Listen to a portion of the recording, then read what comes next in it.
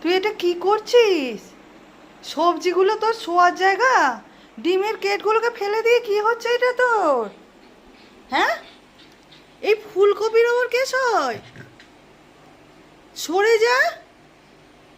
হে ভগবান, দেখো কীর্তি, ফুলকপিটাকে নিয়ে কেমন করে শুয়েছে, এসে দেখো। ওই সর, চ। আরে আমি রান্না করব না, ফুলকপিটা নেবো তো, নিতে। ওরে বাবা, এ কি?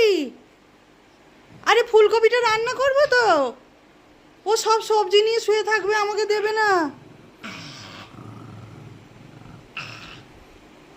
এ আবার কি করবো? তাহলে আমি রান্না বন্ধ করে দিচ্ছি, তুই খাবার দাবার নিয়ে আসবি, আজকে রান্না হবে না।